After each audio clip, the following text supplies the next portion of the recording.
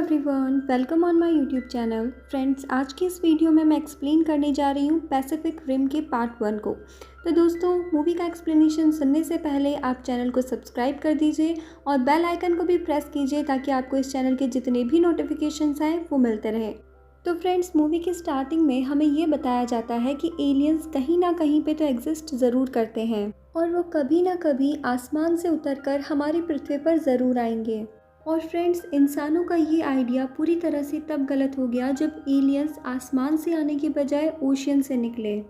दोस्तों, ओशियन यानी समुद्र में दो टेक्टोनिक प्लेट्स हैं और यहाँ पर एक ऐसा दरवाज़ा या दरार है जहाँ से एलियंस आते हैं, यानी वो दरवाज़ा दूसरी दुनिया से जुड़ा हुआ है। अब इसी दरवाजे से एक बहुत बड़ा और अजीबोगरीब एलियन निकलता है जिसको नाम दिया जाता है काइजू। अब दोस्तों, काइजू जैसे ही अर्थ पे आया उसने थोड़े ही दिनों में बहुत सारी सिटीज़ को डिस्ट्रॉय कर दिया और फिर काइजू को भी मार दिया गया। लेकिन दोस्तों, काइजू का ये सिलसिला यही थमने वाला नहीं था और हम देखते हैं कि कुछ ही महीनों बाद एक और एलियन यानी एलियन काइजू आ जाता है और इसके बाद इसी तरह से एक के बाद एक काइजू एलियन अर्थ पे आते रहे और अर्थ को डिस्ट्रॉय करने लगे। अब इंसान भी इस बात को समझ चुके थे कि ये सिलसिला ऐसे थमने वाला नहीं है और इनसे फाइट करने के लिए दुनिया की सारी कंट्रीज़ आपस में मिल गई, क्योंकि इंसान अब समझ चुके थे कि अगर इनको इन एलियंस के साथ फाइट करनी है तो इन्हें इन्हीं की जैसी कोई मशीन्स बनानी होंगी। और इसीलिए इंसानों ने एक प्रोग्राम स्टार्ट किया। इस प्रोग्राम के तहत ये बड़े बड़े रोबोट्स बनाना शुरू करते हैं। और फ्रेंड्स, ये रोबोट इतने ज़्यादा बड़े थे कि इन्हें एक पायलट कंट्रोल नहीं कर सकता था, क्योंकि इससे उस पायलट की हेल्थ पर बुरा असर पड़ने लगा। और इसी वजह से इन लोगों ने इन रोबोट्स की प्रोग्रामिंग को चेंज किया, जिसमें अब इन्हें दो पायलट एक साथ कंट्रोल करेंगे। और इसके लिए इन दोनों पायलट्स के दिमाग की अच्छी कोऑर्डिनेशन होनी बहुत ज़रूरी थी। दोस्तों, ये एक ऐसी बात थी कि एक ही ब्रेन को दो ब्रेन कंट्रोल करेंगे और इंसानों को इस प्रोग्राम में पूरी तरह से कामयाबी मिली। तो दोस्तों, अब से कोई भी काइजू एलियन जब अर्थ पे आता तो ये रोबोट उसको डिस्ट्रॉय कर देते और इसके बाद काइजू धीरे धीरे इंसानों के लिए सिर्फ एक मजाक बन के रह गया और इसी तरह से वक्त गुजरता गया। अब इंसानों को अपने ऊपर पूरी तरह से कॉन्फिडेंस था कि कोई भी काइजू अब ओशन से जब बाहर आएगा तो वो उसे मार गिराएंगे। और दोस्तों, इसी तरह से बहुत सारा टाइम बीत जाता है।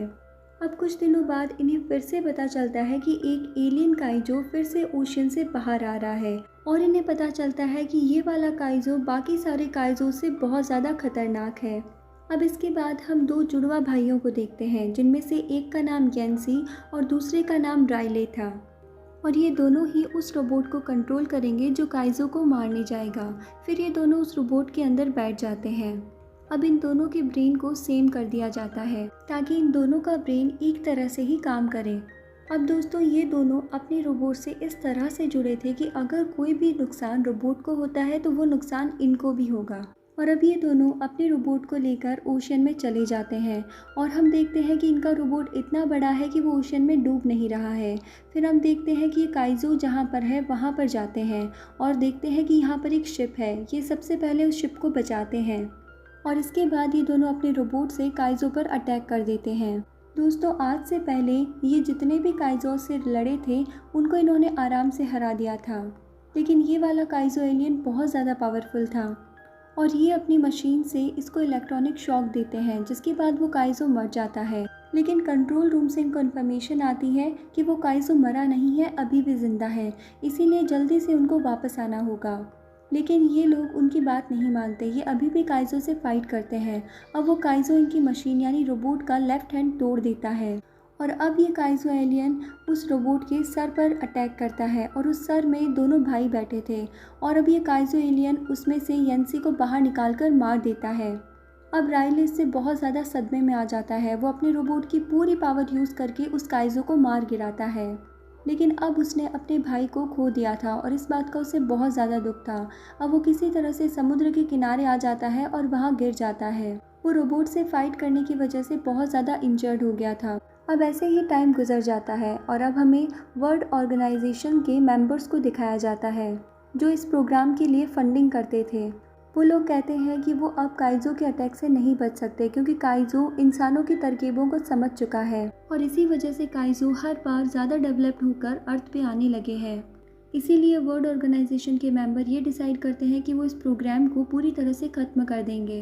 वो मार्शल से बताते हैं कि तुम अपने सारे रोबोट्स आखिरी स्टेशन यानी कि हांगकांग लेकर जा सकते हो और हम इस प्रोग्राम की फंडिंग तुम्हें करते रहेंगे जब तक ये कोस्टल वॉल तैयार नहीं हो जाती। दोस्तों, मार्शल वो इंसान था जिसने इस प्रोग्राम का आइडिया दिया था। तो दोस्तों, अब हमें दिखाया जाता है कि ओशियन के शोर पर एक बहुत बड़ी दीवार बिल्ड की जा रही है जो कुछ वक्त में बनकर तैयार हो जाएगी ताकि काइजो इस दीवार के इस पार ना आ सके। लेकिन हम देखते हैं कि मार्शल इतनी जल्दी हार मानने वालों में से नहीं था। वो अपने इस प्रोग्राम को ख़त्म नहीं करना चाहता था और अब वो अपनी एक अलग टीम बनाने की डिसाइड करता है और वो किसी तरह से राइले के पास पहुंचता है। लेकिन राइले अब इस प्रोग्राम को छोड़ चुका था और अब मार्शल उससे कहता है कि मुझे तुम्हारी ज़रूरत है। पिछले जितने भी रोबोट्स थे मैंने उन सभी को ठीक कर दिया और जिस रोबोट को तुम चलाया करते थे जिसका नाम था मार्क 3, उसके लिए मुझे एक पायलट चाहिए। राइले मार्शल को साफ साफ मना कर देता है, जिस पर मार्शल कहता है कि पूरी दुनिया को सिर्फ तुम बचा सकते हो, ये जिम्मेदारी तुम पर है। और ये सुनकर राइले उसकी बात को मान जाता है और राइले भी अब मार्शल के साथ हांगकांग पहुंच जाता है जहां पर मार्शल की टीम सीक्रेटली अपना काम कर रही थी। अब हम देखते हैं कि इनके पास 4 रोबोट्स थे जिन पर ये काम कर रहे थे। मार्शल राइले को बताता है कि हम ओशियन में जाकर उस जगह पर अटैक करेंगे जहां से ये काइजोस बाहर आते हैं, जिस पर राइले कहता है कि ये कोशिश तो हम पहले भी कर चुके हैं। तो मार्शल बोलता है कि मेरे पास अब एक प्लान है, बस तुम तैयार रहो। अब हम यहाँ पर मार्शल की अडॉप्टेड डॉटर को भी देखते हैं जिसका नाम है मार्को, और मार्को इस पूरे प्रोग्राम की डायरेक्टर है। अब वो मार्शल से कहती है कि वो राइले के साथ उसकी को पायलट बनना चाहती है ताकि वो उसके ब्रेन से जुड़कर उस काइजो के साथ फाइट कर सके।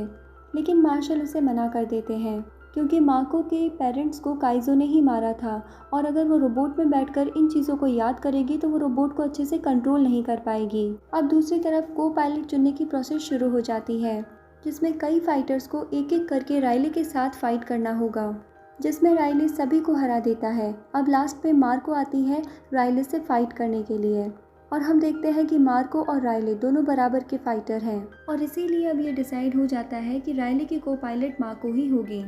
अब इन दोनों को टेस्टिंग के लिए एक रोबोट में बिठाया जाता है और रोबोट में बैठने के कुछ ही देर बाद राइले अपनी पास्ट मेमोरी में चला जाता है जब काइजो ने उसके भाई को मारा था और इसी वजह से राइले का कनेक्शन रोबोट से टूट जाता है। दूसरी तरफ हम मार्को को देखते हैं, वो भी अपने पास्ट को याद करती है जब काइजो ने उसके पेरेंट्स को मारा था।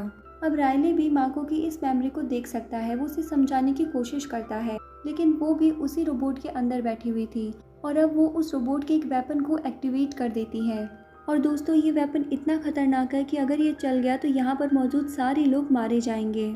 इसे देखकर हर तरफ लोग इधर उधर भागने लगते हैं। अब दोस्तों, इससे पहले कि मार्को इस वेपन को ऑन करती इस रोबोट का इलेक्ट्रिक पावर कनेक्शन कट कर दिया जाता है जिसकी वजह से रोबोट भी ऑफ हो जाता है। अब इन सब के बाद मार्शल मार्को को इस को पायलट की सीट से हटा देते हैं। दोस्तों, अब हमें एक साइंटिस्ट दिखाया जाता है जिसका नाम है न्यूटन। वो अपने ब्रेन को काइजो के ब्रेन के साथ कनेक्ट करता है और ऐसा करने से उसे वो प्लेस नज़र आती है जहाँ से काइजोस आते हैं और वहाँ पर उसे और भी काइजो एलियंस नज़र आते हैं जो इन काइजो एलियंस को बना रहे थे। अब मार्शल आता है न्यूटन के पास। न्यूटन मार्शल से बताता है कि अब तक जितने भी काइजोस अर्थ में आए हैं वो इस अर्थ को साफ करने के लिए आए थे और अब जो नेक्स्ट जनरेशन के काइजो यहाँ पर आएंगे वो इंसानों को मारने के लिए आएंगे। और ये काइजो एलियंस अर्थ पर एक बार पहले भी आ चुके हैं जब डायनासोर्स हुआ करते थे, लेकिन तब इस अर्थ का एटमॉस्फेयर इन एलियंस के लिए सही नहीं था और इसी वजह से ये यहाँ से वापस चले गए और इंतज़ार करते रहे। लेकिन अब इस अर्थ पर पॉल्यूशन और ओजोन की कमी की वजह से इसका एनवायरनमेंट एलियंस के जैसे हो गया है और इसी वजह से वो अर्थ पर आकर सभी रिसोर्सेज को यूज़ करना चाहते हैं। ये एलियंस ऐसा ही करते हैं, ये किसी भी प्लेनेट पर जाकर उसके रिसोर्सेज यूज़ करते हैं और उसके बाद ये नेक्स्ट प्लेनेट पर चले जाते हैं। अब मार्शल न्यूटन से कहता है कि तुम्हें एक बार फिर काइजो के ब्रेन से जुड़ना होगा ताकि हमें उसके बारे में और भी ज़्यादा इन्फॉर्मेशन मिल सके। न्यूटन कहता है कि मैं ऐसा नहीं कर सकता, मुझे उसके ब्रेन से दोबारा कनेक्ट होने के लिए उसका दूसरा ब्रेन चाहिए क्योंकि ये ब्रेन पूरी तरह से डेड हो चुका है। और तभी मार्शल को पता चलता है कि पैसिफिक ओशियन से 2 और काइजो बाहर निकले हैं, जिसके बाद वो अपने रोबोट्स को उन्हें मारने के लिए वहाँ पर भेज देते हैं और वो राइले से कहते हैं कि अभी तुम यहीं रुको क्योंकि तुम्हारे पास तुम्हारा को पायलट अभी तक नहीं है। फिर हम काइजो और रोबोट की फाइट देखते हैं, जहाँ पर वो रोबोट उस काइजो से लड़ता है, लेकिन काइजो उसे बड़ी आसानी से हरा देता है। इसके बाद जब दूसरा रोबोट काइजो से फाइट करने जाता है तो काइजो अपनी बॉडी से कुछ पानी जैसा लिक्विड उस पर डालता है, जिसकी वजह से रोबोट में शॉर्ट सर्किट होना शुरू हो जाता है और इस तरह से इनके दोनों रोबोट डिस्ट्रॉय हो जाते हैं। अब ये काइजो अपनी बॉडी से कुछ केमिकल्स ब्लास्ट करता है और फिर वो अपनी बॉडी से इलेक्ट्रोमैग्नेटिक रेस छोड़ता है, जिसकी वजह से इनका पूरा डिपार्टमेंट ऑपरेट करना बंद हो जाता है और इसी वजह से अब ये अपने रोबोट से कनेक्ट नहीं कर पा रहे थे। अब राइले मार्शल से कहता है कि अब तो तुम्हें हमें वहाँ पर भेजना ही होगा, क्योंकि उनके रोबोट की टेक्नोलॉजी पुरानी थी जो बिना इस ऑपरेट सेंटर के चल सकता था। इसीलिए अब मार्शल राइले की बात को मान जाता है। राइले के साथ मार्को उसकी को पायलट बनकर जाती है। अब ये दोनों अपने रोबोट में बैठकर अपने उस रोबोट तक पहुंच जाते हैं जो पूरी तरह से बंद हो चुका था और यहाँ पर जो काइजो एलियन था वो उनके रोबोट को मारता इससे पहले ये दोनों उस पर अटैक कर देते हैं और इनका रोबोट इस काइजो को ख़त्म कर देता है। फिर हम दूसरे काइजो एलियन को देखते हैं जो अब सिटी की तरफ बढ़ रहा था। सिटी के लोगों को इस काइजो एलियन के बारे में इन्फॉर्मेशन होती है, इसीलिए लोग वहाँ से भाग रहे थे। अब हम न्यूटन को देखते हैं जो एक आदमी के पास आता है। दरअसल ये आदमी काइजो के बॉडी पार्ट्स का सौदा किया करता था और न्यूटन इस आदमी के पास काइजो का ब्रेन लेने आया था ताकि वो काइजो के ब्रेन से कनेक्ट होकर उसके बारे में और भी ज़्यादा इन्फॉर्मेशन गैदर कर सके।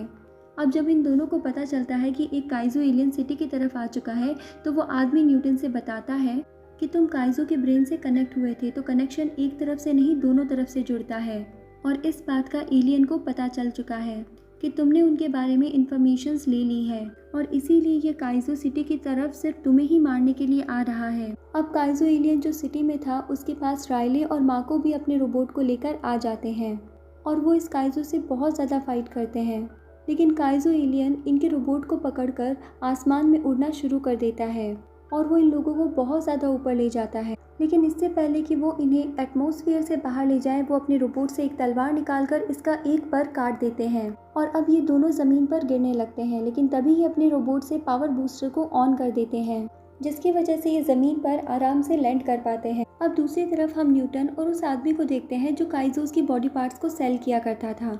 वो उस जगह पर आते हैं जहाँ पर काइजो एलियन को मारा गया है और न्यूटन को किसी तरह से काइजो का ब्रेन चाहिए था, लेकिन काइजो के मरने के बाद उसका ब्रेन भी काम करना बंद कर देता है।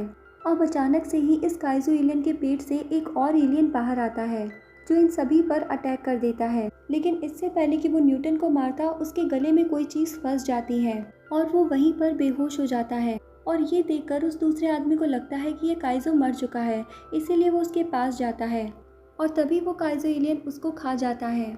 अब हमें मार्शल दिखाया जाता है जो अपने दो बचे हुए रोबोट्स के साथ अपने प्लान को अंजाम देना चाहता था, यानी वो ओशियन की उस दरार पर बॉम्ब ब्लास्ट करके उसे हमेशा के लिए बंद करना चाहता था जहां से काइजो एलियंस निकलते हैं।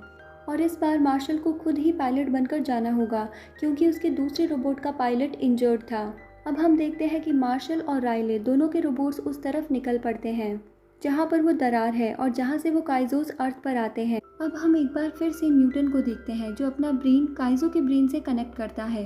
अब उसे पता चलता है कि मार्शल का प्लान कामयाब नहीं हो सकता क्योंकि जो दूसरी दुनिया का दरवाज़ा है वो सिर्फ और सिर्फ काइजोस के लिए ही खुलता है। अब हम दूसरी तरफ देखते हैं कि दोनों रोबोट्स उस जगह पर पहुंच गए थे जहां से काइजोस बाहर आते थे। अब दोस्तों यहां पर पहले से ही दो काइजो एलियन मौजूद है और न्यूटन भी अपनी ये इन्फॉर्मेशन कि बिना काइजो की ये दरार नहीं खुलेगी मार्शल तक पहुंचा देता है। अब उस दरवाजे से एक और काइजो निकलकर बाहर आता है जो अब तक का सबसे ज़्यादा खतरनाक काइजो होता है। अब राइले और मार्शल के रोबोट पर एक काइजो हमला कर देता है और रोबोट का एक हाथ तोड़ देता है और वो उसे अपनी तलवार से स्टक कर देते हैं। अब दूसरी ओर हम दूसरे काइजो को देखते हैं जो मार्शल के रोबोट पर अटैक कर रहा होता है।